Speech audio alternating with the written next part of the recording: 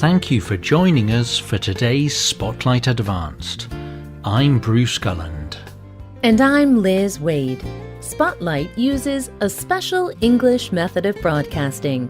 It is easier for people to understand no matter where in the world they live.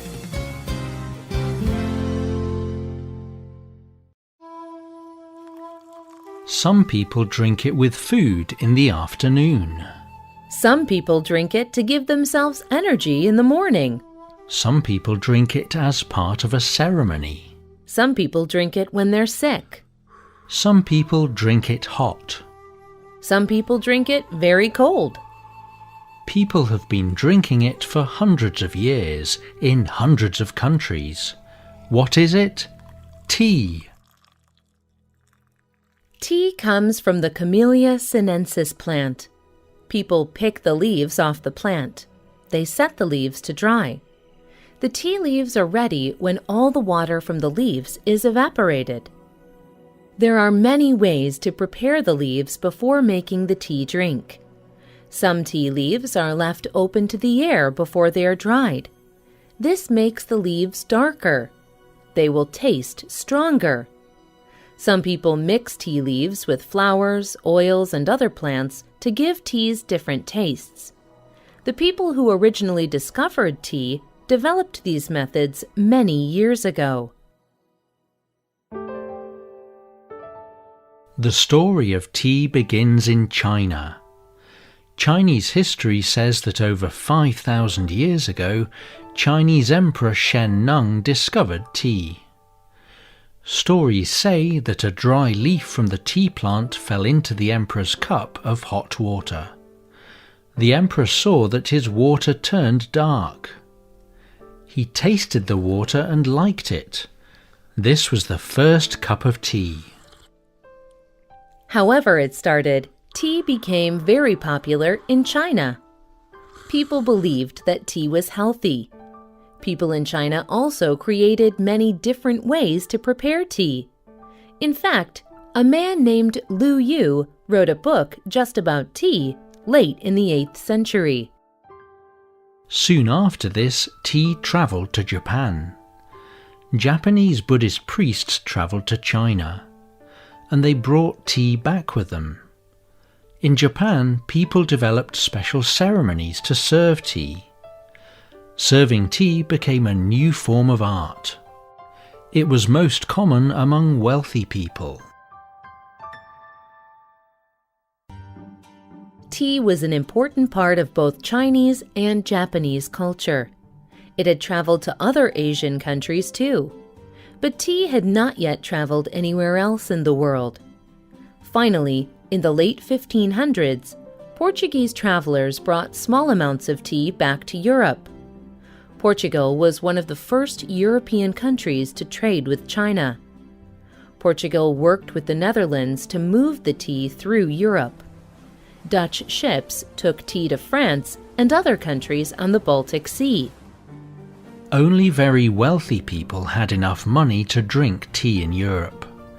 It took many months to transport the tea from Asia, and only a limited amount was transported. But more countries started to trade with China. They also brought tea back to Europe. Prices became lower and more people could drink tea.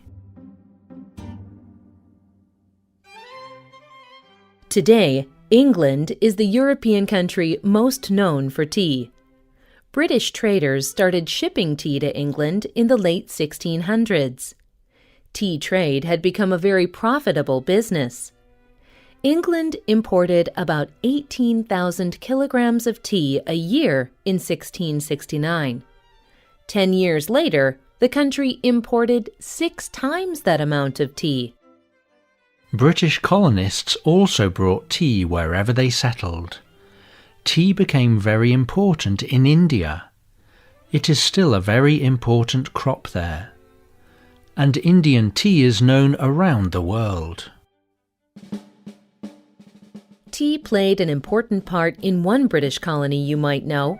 This colony is now known as the United States of America.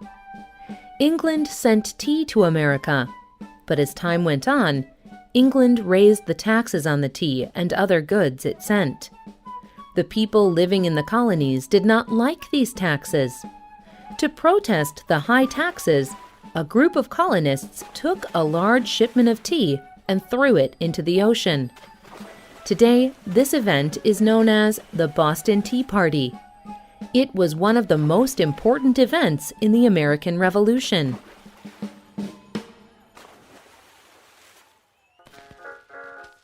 Tea has also changed over many years. In the past, people drank tea by putting the leaves directly into the water. But around 1908, an American inventor developed a new method: tea bags. Thomas Sullivan put the tea in a small silk bag. This bag of tea could be put directly into the hot water. At first, people in Britain did not like tea bags. But during World War II, people could not get their normal tea, so they had to use tea bags. Today, most tea bags are made of paper, and they are very popular in many parts of the world. Today, people on every continent drink tea. But people in different places drink tea differently. In the United Kingdom, tea became part of the daily meal. Traditionally, 2 meals involved tea in British homes. These meals became popular in the 1600s. The first was afternoon tea, or low tea. This was popular among wealthy people. They would drink tea and eat small sandwiches of meat and bread. This meal happened around 3 o'clock in the afternoon. The other meal was called high tea. High tea was a larger meal eaten later in the night. It was popular among poorer people. In Western Asia and the Middle East, a popular way to enjoy tea is as masala chai. Masala chai is a drink made from black tea. But this drink has sugar, spices, and milk in it. Around the world, people boil plants and flowers to make drinks similar to tea. These are called tisanes. A tisane is any drink made from hot water and any plant material, except from the tea plant. They are also often called herbal teas. In areas of South America, people enjoy a particular tisane. The drink is called mate. People make it from the leaves of the yerba mate plant. A person puts dry yerba mate leaves into a dry gourd. This is a container made from a dried vegetable skin. He then adds water to the gourd. He drinks the liquid through a thin metal tube, a bombia. People in southern Africa make a drink called rooibos. This hot drink is made similar to tea, but instead of tea leaves, it uses the leaves from the rooibos plant. The drink is a red color and is often called red tea.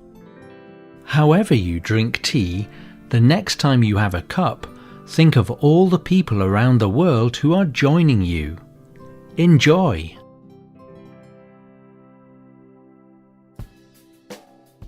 Do you drink tea? What kinds of tea do you drink? Tell us what you think.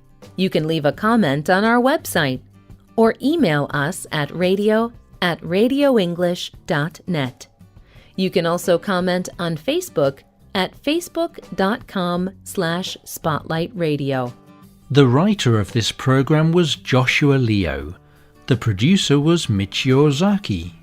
The voices you heard were from the United Kingdom and the United States. You can listen to this program again and read it on the internet at www.radioenglish.net. This program is called The Amazing History of Tea. Visit our website to download our free official app for Android and Apple devices. We hope you can join us again for the next Spotlight program. Goodbye.